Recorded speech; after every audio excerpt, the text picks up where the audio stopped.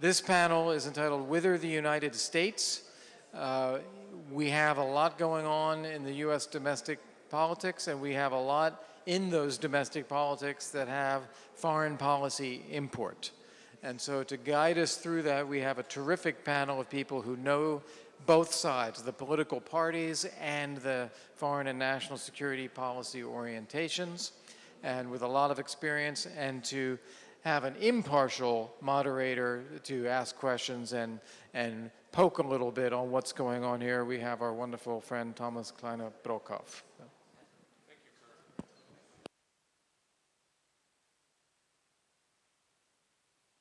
Still not, well, here we go, thank you.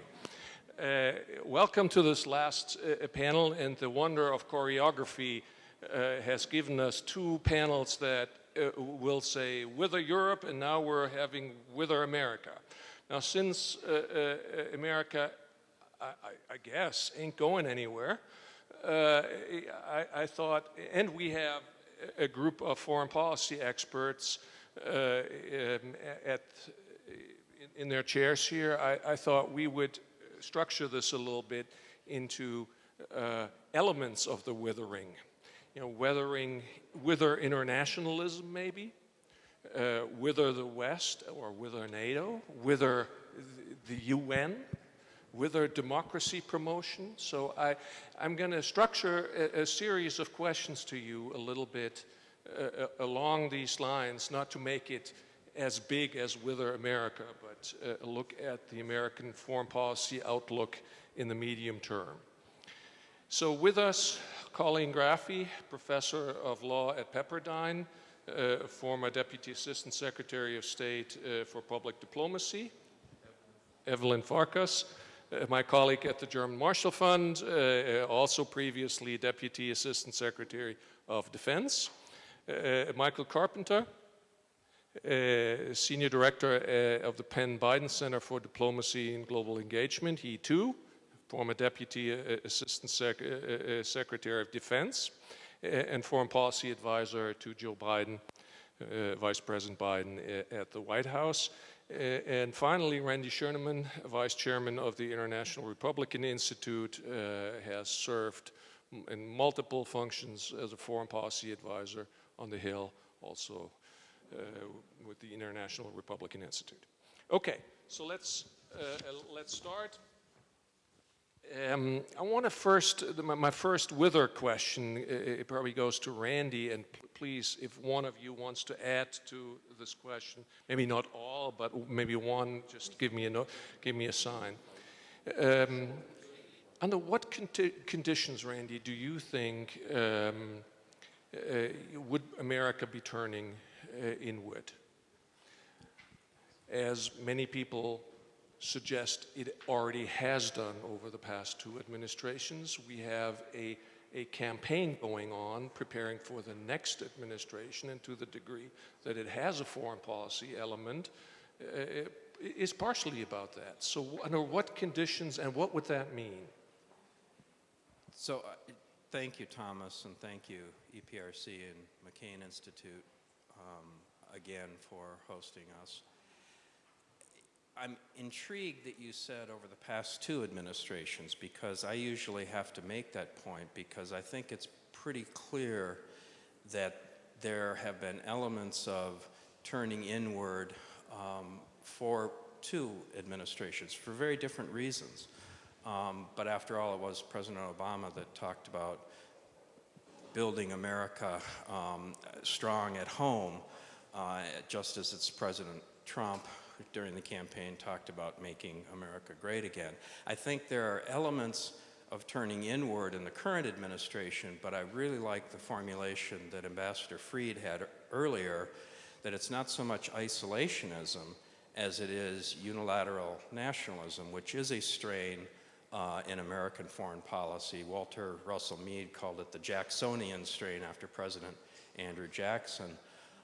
There are elements of that turning inward, and there are elements of some very positive foreign policy developments from my point of view in the Trump administration, arming Ukraine and Georgia, for example. And certainly, instead of a kind of an empty pivot to Asia that we had in the previous administration, actually putting some teeth on what most of us believe is the most important coming confrontation with the People's Republic of China. So I think it's a mixed bag.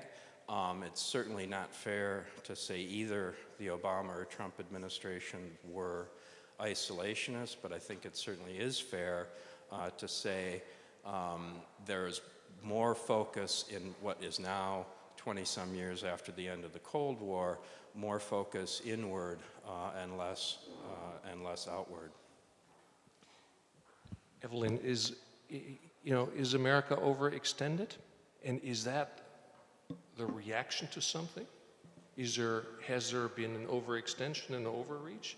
Is that what we're seeing in the democratic debate as well as in this past two presidencies? I think there is a perception, there has been a perception of overreach, although I'm not sure whether that is the reality. I think the United States is strong economically, militarily, politically, diplomatically, certainly, but we are not using our power to gain maximum influence, and we are not setting the agenda at the moment, and arguably for years now, when it comes to democracy and human rights. So we have fallen behind, I believe, on something that is an important American mission, if you will, historically, even though, of course, we have had these periods of retrenchment.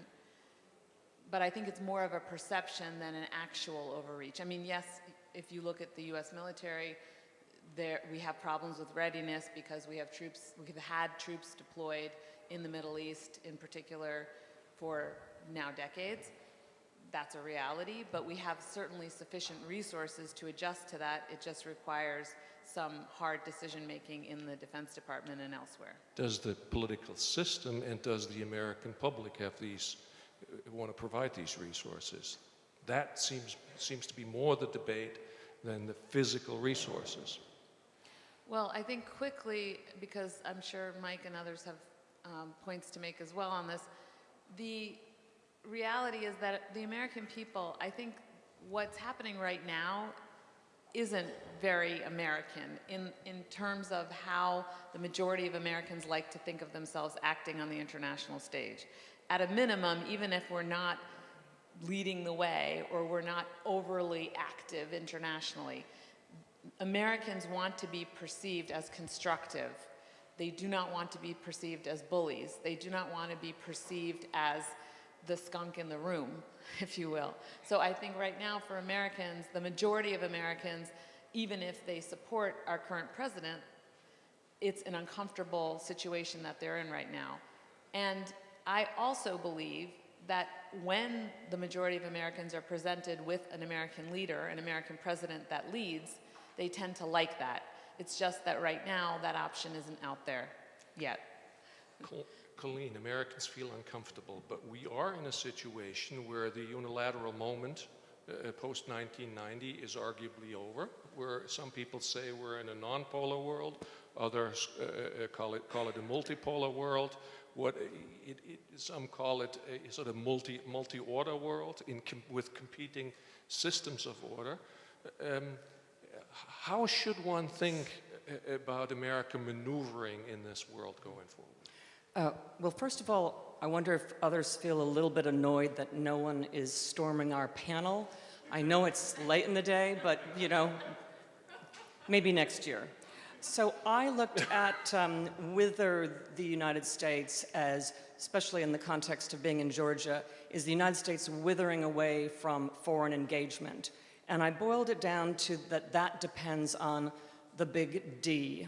And by the big D, I don't mean the Donald, I mean our determination.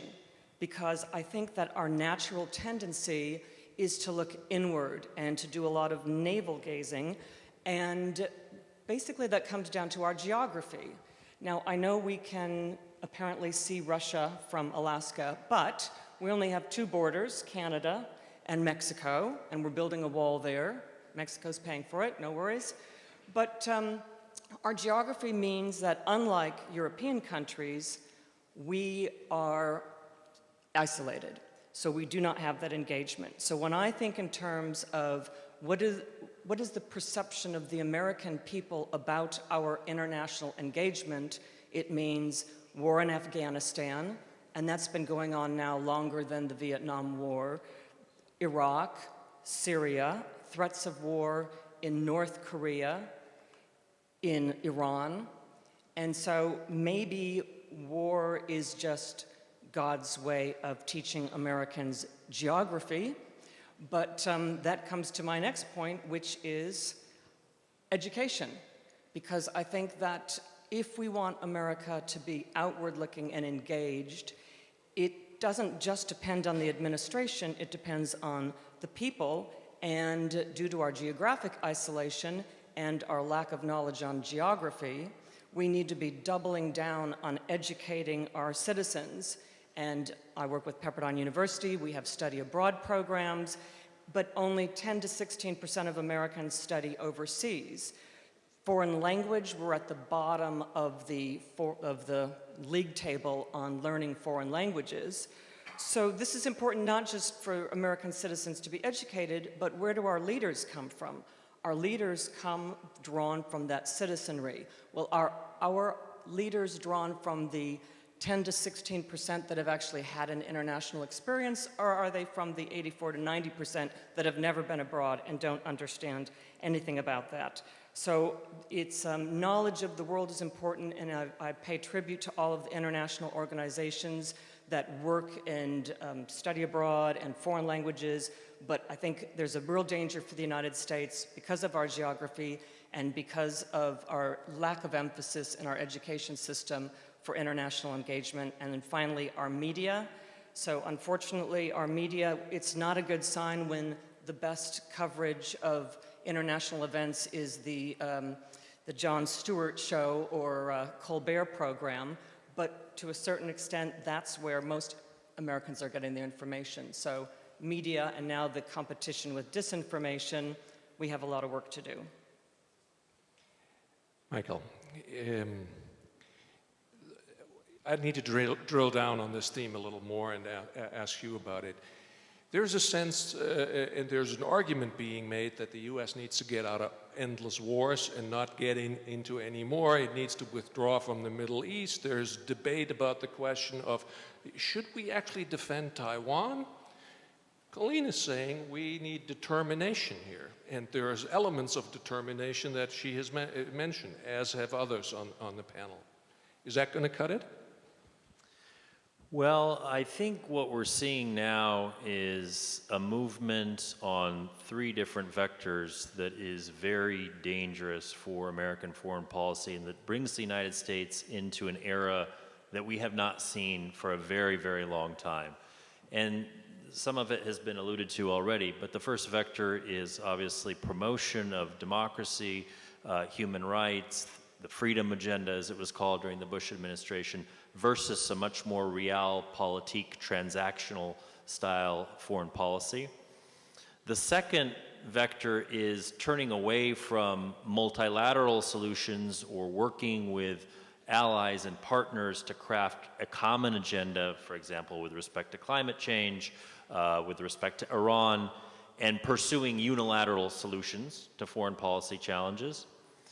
And then the third, which has really come up just in the last year, I would say, is a focus by this administration on form or even political theater over substance. And so you have the Singapore summit between President Trump and Kim Jong-un, designed to convince the American people that there is progress on a deal to denuclearize the peninsula, where I think any expert on East Asian politics or foreign policy security doesn't see any there. And you know, the same thing with this Camp David summit.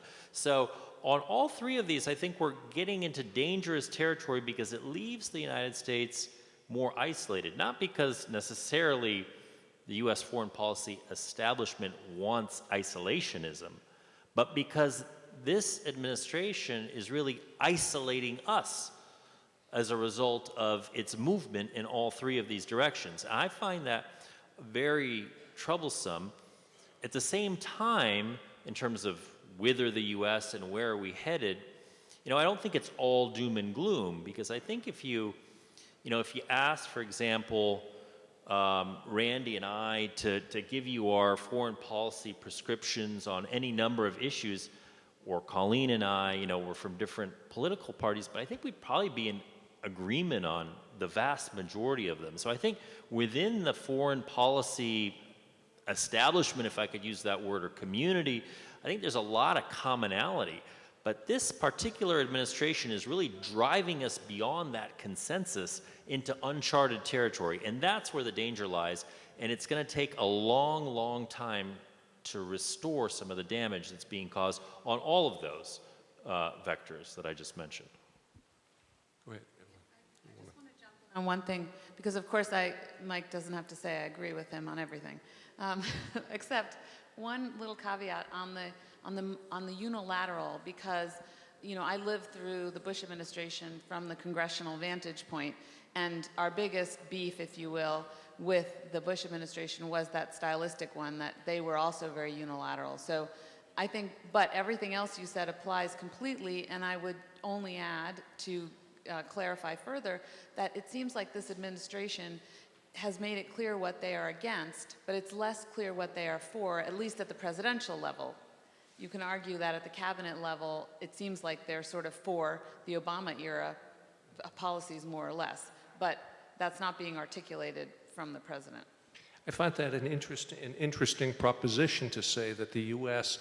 is becoming more isolated but doesn't want to be isolationist. Look, the clearest example, look at the image of the latest G7, the climate change meeting. You have the G7 leaders sitting in the chairs discussing what is likely to be an existential threat to the planet, and the U.S. chair is empty. That's what I mean by isolated. But don't you think that's just an aberration? It's not the U.S. government writ large? I do. I tend to think that this trend line of withdrawing us from multilateral or allied solutions will pass, and we'll get back on track. Not necessarily under a Democratic administration, I'm not trying to make this partisan, but in the future. So let's drill on it. Are we talking about an aberration here, or are we talking about a trend line? That, of course, is a hugely important question. It's not just important for the future of the United States, it's important for the future of allies. In my country, the debate it goes something like this. The Trump administration is responding to concerns that the population has about globalization, about trade, about migration, about labor, global international division of labor. And whatever you think of the Trump administration, those tendencies won't go away, and therefore we're looking at a long-term trajectory of American foreign policy. I happen to think that that's a very dangerous way of thinking, even though there are some long-term trends, because it ignores the question of how much of that is an aberration and how much of that is a long-term trend. Allies are likely, especially with the re-election of Donald Trump, to draw conclusions from that. So what is your take on what part is an aberration and what is a long-term trend that we're observing? And maybe Randy will start, because you were in disagreement with something here. Yeah, I mean, I think it's important not to overstate the foreign policy mandate, or I would argue lack of, that Donald Trump had in getting elected in 2016. Foreign policy as opposed to trade policy, and I'll get to trade in a second, but there wasn't really a well thought out foreign policy agenda, and when people like Carter Page and George Papadopoulos are your top foreign policy advisors, it's not surprising. In 2016, foreign policy wasn't that much of an issue, and frankly, in 2012, it wasn't either, other than for President Obama ridiculing Mitt Romney for saying Russia was a geopolitical threat. On trade, though, very much Donald Trump took a position that was more similar to the historic Democratic Party position on trade, or elements of the Democratic Party position on trade, rather than the historic Republican position in favor of free trade. Now, if Donald Trump had limited his desire for trade wars to doing it with China, we might be talking about, are tariffs the right way, or the right amount, or the right thing? But he decided to start with trade wars with Canada and Mexico and Germany, and I think most Republicans think that was utterly foolish. So I think that part might be a bit of an aberration, but to think that there is some strategic Trump doctrine policy that he ran on and got elected on and had a mandate from the American people for that is absolutely untrue. And I would point to congressional Republicans pushing back at a number of key points on Trump foreign policy. His belittling of the importance of alliances in NATO. What do you see? You see, on a bipartisan way, the NATO Secretary General invited to give a speech before a joint meeting of Congress. Talk about lifting Russia sanctions even after Michael Flynn left and got indicted. You see Congress pushing back, at that point, a purely Republican Congress, pushing back and codifying sanctions on Russia. So I think there are elements of aberration, but there are some elements that you will see in continuity. Can I just ask Randy, because you mentioned that Trump didn't have a foreign policy mandate from the election, but really does any American election look at foreign policy except for the foreign policy wonks? Sure. I mean, in 2008, a major issue was what to do about Iraq. Did the surge work? Was the war wrong? Should we move forward? I was Senator McCain's foreign policy advisor in that campaign. We lost. And the Obama administration came in, and despite the best military advice, they decided to wash their hands and declare victory and walk away from Iraq, and ISIS was the result. But it was heavily, heavily contested in the 2008 election. As was Afghanistan. But as far Evelyn, as a candidate having foreign policy experience, that's never one of the first 5 things on the list. Evelyn, can I have you sort of go back into the question of how much is an aberration and what is there to stay? Are we going to look at, maybe call it Trumpism? Is there a Trumpist foreign policy that is there going to be a foreign policy Trumpism post-Trump? What is there to stay? So I don't want to relitigate how it was that Trump was elected, because we'll be here till tomorrow. And actually, I wouldn't like you to do that. Let's look ahead, because our title is Whither, the United States, and I want to translate that into what is the posture and what is the outlook. So I think right now what we have is an aberration, in the sense that very rarely in the United States have we had a populist, nationalist, revanchist, if you will, president. I mean, I think right now this president is, in many ways, potentially endangering American democracy. I'm going to just say it bluntly. A lot of us fear a second Trump term because of the things that he's said and the things that he's done. And the things that he said would indicate he would do more of the same in terms of trying to exert influence on the courts, on the media, of course, immigration policy, the racism, again, nativism.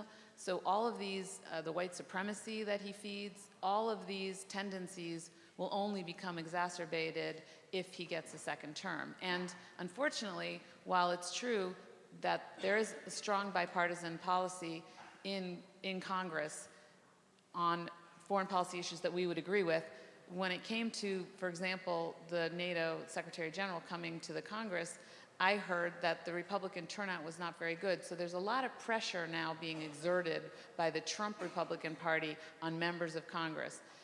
The result is some of them aren't running for office, but many of them are getting in line. That tendency would get worse if Trump were reelected. However, having said that, because you know that I'm an optimist, and most of us here, we've worked in government, so that means we have to be foolish optimists.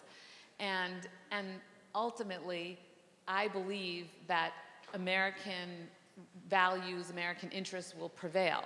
And it's not in America's interest, and it's not part of America's values to be isolationist, to be racist, to be xenophobic, and to isolate ourselves from our partners and allies. So I believe that ultimately the American people, whether it happens with this election or a subsequent one, will wake up to reality, if you will, and our interests will prevail. And I also think that the congressional outcome will probably be more favorable for the opposition, which doesn't mean you don't have problems with the White House still under Donald Trump. But again, there are forces that will push back. Michael, if you're in my country, Germany, you're utterly confused. There's a picture that the United States conveys that is confusing. This is a country that leaves and violates international treaties, that abuses its role as a holder of the world reserve currency, that operates with the threat of sanctions against its own allies, that tries to split Europe rather than unite Europe, and has a president that has doubts about Article 5 of NATO. At the same time, you have a US Congress that pushes hard against many of these, not all of these, but many of these.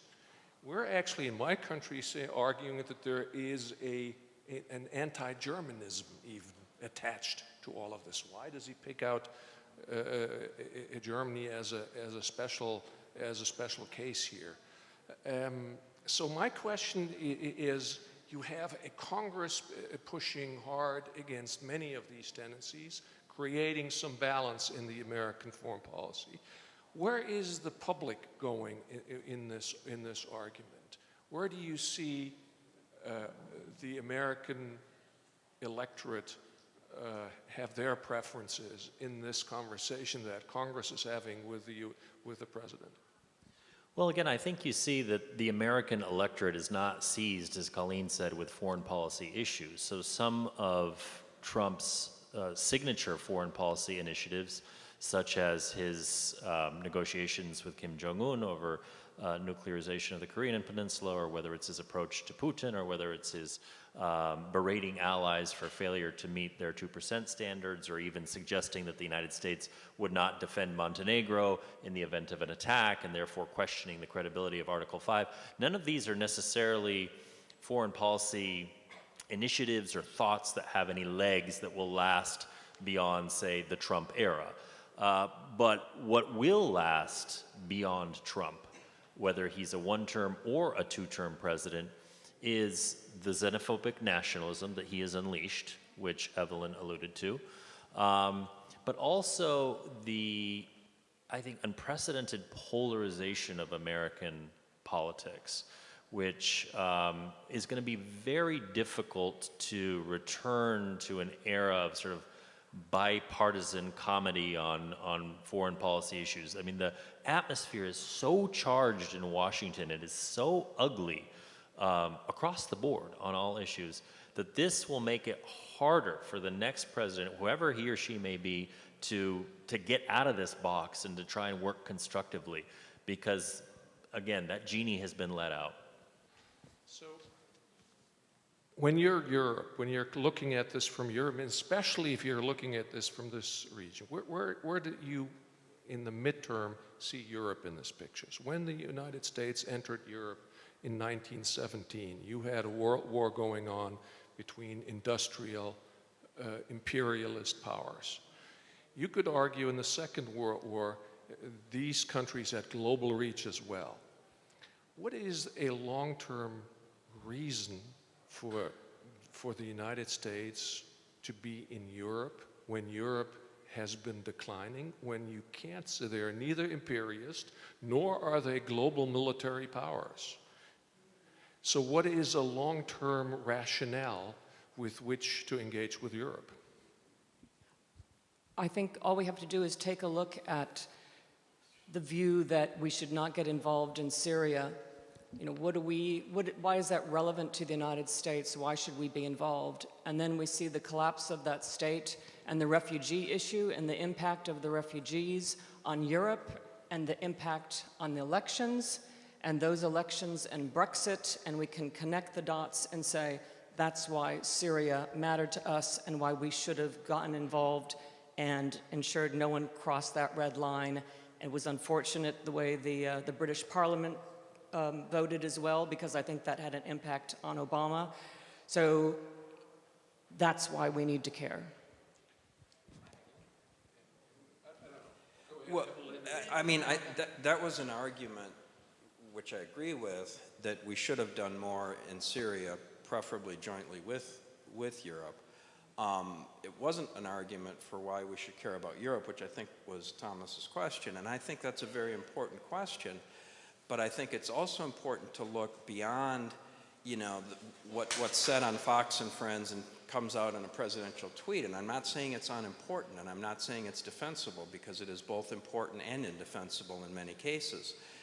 But when you look at what this administration has done, significantly increased troop presence in Europe, changing, fortunately, the horribly misnamed, the condescendingly named European Reassurance Initiative. Oh, those nervous Nellies need reassurance, to the European Deterrence Initiative. I wish there were more troops, not on a rotational basis, at a much higher level, in a battalion level in each of the Balts. But it's another step in the right direction that happened under this administration with the president that is saying ridiculous things about those Montenegrins dragging us into war, an interview with Tucker Carlson. I think people understand that with Europe, we have far more in common than what separates us, that it is more than about what the trade balance is, which apparently the president asked in every meeting with a foreign leader, what is our trade balance? And that NATO has been the most successful alliance in history, that I would argue NATO enlargement has been the most successful project NATO has undertaken, certainly since the end of the Cold War, and most Americans recognize that the costs are worth it. Now, it would help to sell to the American people if NATO countries would actually meet their 2% 2% of GDP on defense spending that they have pledged to do. Unfortunately, many of them don't, and that gives the opportunity for a president who is inclined to be a unilateral nationalist to say, see, the Germans aren't spending enough, or somebody else isn't spending enough, and it's only the Estonians and the Brits, etc. Let me one more, and I have one more question. We need to go to the audience, and I'm already getting signs, not to wrap up, but of ending this in due time. All right, Evelyn, and then go on to one more. Let's go on to one more. I promise I'll be quick. I do television. They yell in your ear and make you stop your sentence mid-sentence. The reason is because we're in a struggle right now, democracy versus autocracy. And if we want to stand up to China, stand up to Russia, we have to do it together. Whether it's on trade, that's fine, that's important because China's bullying us and stealing our secrets, but more importantly, it has to do with democracy. Look at what's happening in Hong Kong. You mentioned Taiwan as well. I mean, the world needs a united Europe and America, and we need to be united so that we can prevail against those bullies. Let's assume that is the case, and the U.S. has a broader multilateralist alliance-based consensus than there is in this fractured American debate today. Let's just assume that. Is it conceivable that the UN is part of that multilateralist outlook? It seems to me the U.S. has sort of given up on the UN. I don't see anybody making a case for the UN to be part of that. And whether that, and it doesn't need to be an argument about climate change and the Paris Accord. It can be much broader argument about the UN. What is happening in the U.S. debate about the UN? I think, and I will certainly reflect one strain of the U.S. debate about the UN. You can talk about waste, fraud, and abuse and silly programs and all that. I'm going to talk about a fundamental issue, the UN. The idea that the only kind of international intervention that can be undertaken is that which bloodthirsty dictatorships in Moscow and Beijing agree to in the UN Security Council is fundamentally misguided. Fortunately, the Clinton administration didn't go that route in the intervention in Kosovo. And I think to the extent you want to talk about Chapter 7 and UN Security Council support, that's really what we're talking about. Can we get bloodthirsty dictatorships in Beijing and Moscow on board? I'm not in favor of it. Michael, UN future and the U.S. outlook on it? Yeah, I think the UN is useful in certain fora and creates added value. You look at the UN Special Rep for Cyprus and how that person over time has tried to move those negotiations forward. There's a lot of value in other UN institutions. But Randy's right. I mean, we're talking about effective multilateralism, not multilateralism just for the sake of working with others. And that's where you put the accent really on allies and partners. And so the challenge before us now is not necessarily to revive it would be great to revive the UN and find a solution to some of the structural problems with the Security Council. I don't think that's in the offing. I think what we urgently need right now in the United States is to have a different outlook in terms of how we work with allies and partners on everything from climate change to China to Russia, as Evelyn mentioned. These are not issues, I mean, look at the Ebola crisis in Africa. These are not issues that any one nation, certainly not the United States, can solve alone. And so we have to work with those partners, those allies that are capable, that want to be with us to solve these problems. And we're not doing it right now, by the way. I mean, look at, anything from North Korea to, as I mentioned, to Venezuela. We're acting alone, and that we can't solve these problems alone. So the UN is a bridge too far for rebuilding a foreign policy consensus around an internationalist agenda? Well, I think we often think of those things that go wrong with the United Nations, but for the most part, all of our international engagements based on international treaties and conventions are all working. We just don't hear about it. So the World Court, where a lot of disputes and boundary issues are being settled, the International Criminal Court, even though we haven't signed it, we have been able to use that. The International Tribunal for the Law of the Sea, and even though we're not part of the United Nations Convention on the Law of the Sea, we basically see most of that as customary law. So there's a myriad of international conventions that serve our purposes well, but the Chapter 7 and the veto in the UN for important issues and the Human Rights Council remain problematic. So with that, let's go to questions. Do we have a mic here, or should I just run over and? Thank you. Okay, let's take a couple. The gentleman right there, please. My question is about President Trump's recent. Oh, right there is another. Okay, all right. President Trump's recent urge to return Russia into G7. I would like to ask all the panelists to reflect on that, especially in the light of apparently Macron's the same initiative when he criticized his own diplomats at ambassadorial meeting recently that basically they are deep state and they are preventing Macron to engage Russia for future whatever purposes. So how it's going to develop? According to it. Thank you. That's one. Let's put the mic to the gentleman and then to the lady in that. Then we'll take those three. The gentleman right here. Thank you very much. Nika Chitadze, I'm professor of the International Plexiu University, Tbilisi, Georgia. With your permission, I have a short comment and question. How can you imagine the new world order today, new international order? Because, for example, before the World War II, we had a world order which was based on the balance of power, multipolar. Later, it was bipolar. But today, taking into consideration from one side that US is the only country which satisfies to be the global power, GDP 20.5 trillion US dollar, about 40% of the world defense is coming on the share of United States of America, and about 4,000 educational institutions, higher education institutions which are functioning in US. But from the other side, there are some other global players such as China with GDP about 13 trillion US dollars, Russia as a nuclear power that Russia and the USA possess together about 90% of the nuclear arsenals in the world. EU is, by this way, strong market, and Far East also strong economic market. Accordingly, by this way, what can we say? My personal point of view is that today we have some soft unipolar order, but I do not know, maybe I'm wrong. Thank you very much. And the lady, and then we'll go back to the panel. Good evening. So first of all, thank you for this amazing conference. And I'm Nino Caldani from Youth Association, TIP, and my question is for Ms. Parkers. So is it possible to establish a foundation for making American and Georgian people, and especially for young generation nowadays, to like join with schools for learn about democracy and human rights? Thank you.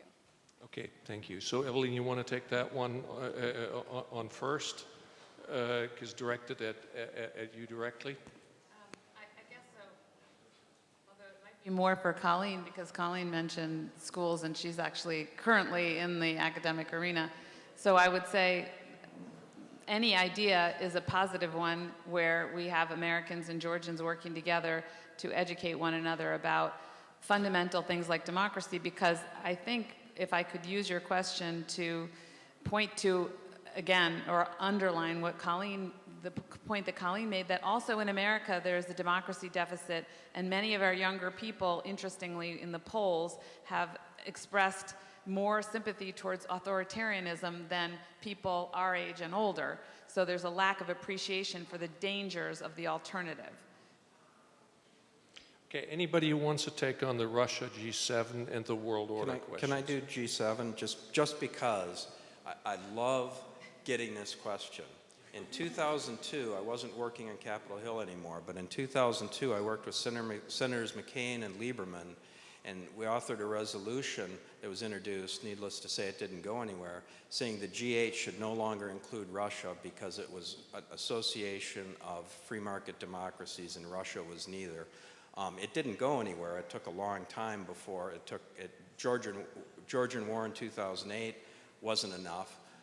In fact, a new administration came in the United States and we promptly reset relations with Russia. It took the 2014 invasion of Crimea, but Mamuka, that if President Trump decides to make common cause with President Macron on that issue, there will be very, very serious pushback in a bipartisan way from the United States, and there should be. And just very briefly, on the world order question, I want to associate myself with everything Evelyn said about democracies working together in this global fight with autocracies, the principal, most powerful one being China, but Russia also being important, and other regional powers like Iran being important.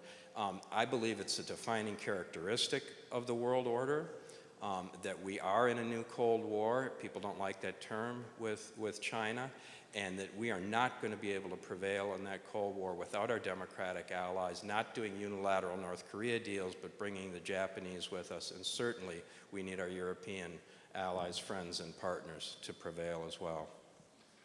So if I could just piggyback on that, I completely agree as well. I think unlike the interwar period where you had a contest of essentially utopian ideologies, liberalism, communism, fascism, right now we are in a competition of real world political systems, the two primary ones being liberal democracy on the one hand and corrupt oligarchic authoritarianism on the other, because it is the corrupt oligarchic nature of communist China, Putin's Russia, Maduro's Venezuela that unites all these various regimes, including Saudi Arabia under MBS. And that is the defining geopolitical struggle of the 21st century, at least so far.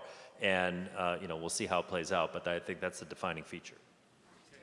Very short. Thank you to the young lady asking about education and democracy, because I think it's key for the United States. We just assume that everyone will understand that and somehow by osmosis have that internalized, and it has to be taught. It has to be in the school curriculum. So I would be very curious to know, does Georgian education system and the curriculum are these things being emphasized, and how do we expect future leaders of Georgia to embrace rule of law, human rights, independent judiciary, if that's not part and parcel of the curriculum? And I also teach a course in negotiations. So to the G7, Trump has written The Art of the Deal, but one of the key things in negotiation is linkage and concessions, and you don't make a concession before you get anything. So I would say we stay G7. Evelyn, you have If I could just one respond urge. to the other topics. Well, there was a question about the international order. I would also like to add that it was about the international order, so it's not just about the government systems. We need to fight against the sphere of influence that existed before the Second World War and the institutions that we set up. So it's very important that we are all aligned on that. And then on the UN, I really also want to just add one point that I wasn't able to make before, which is that it's a question of leadership. And right now, we don't even have a good voice coming out of the Secretary General. He's got great people who are doing really good work. We don't have time to get into it, but the reporting that's been done, the investigations on Khashoggi murder, on the MH17, on a whole host of things by people who are senior, right under the Secretary General, he's not highlighting that. And there have been real humanitarian catastrophes that the UN could have done something about, aside from what the Security Council says with regard to addressing humanitarian refugee crises. Now, I have the privilege of giving the last question to a person. Now, I don't know how many people want to ask the last question, so I'm going to disappoint many, but I do want to take, I think we haven't heard from this gentleman right there. If we have, I apologize, but here you go. You close. Thanks a lot. Yeah, Igor Kurupchev, Fresh Foundation. I have a question actually I ask at all of the guests on private meetings, but I will repeat it. We now face the aggression of the Kremlin on so-called border in Georgia. Now we're on Tbilisi. So I want you, first of all, maybe Mike Carpenter, to answer why United States cannot put sanctions against Kremlin for crimes in Georgia on the table. And the second question, as a person who started or continued cooperation with Georgia in regard with defense, why military base of United States in Georgia is not on the table as well to stop the occupation, because we all understand that NATO is not an option in upcoming future because of some European colleagues. So maybe these kind of tools will help, because Georgia cannot stand it alone. Thanks a lot. That's a good combination for the end of this. Thanks for the question. And as we discussed the other day, you know, I strongly believe that Russia feels empowered to continue with its provocations in Skin Valley region because there are no consequences for its actions. And unless we impose leverage, unless we impose some sort of financial consequences or otherwise, Russia will keep going with this. Its goal is to destabilize the Georgian body politic, to prove that they can act at will whenever they want, to destabilize the political situation here. And it's past time that we applied some pressure, not just for Russia's actions in Donbass and Crimea, but also here in Georgia.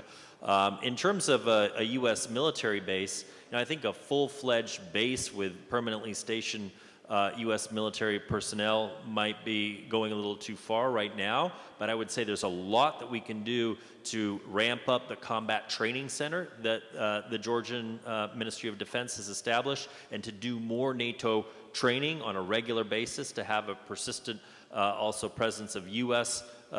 forces here, which we pretty much do have already, but to upgrade what we do with a combat training center and through the Georgia Defense and Readiness Program to expand that in order to do more to upgrade Georgia's territorial defense capabilities.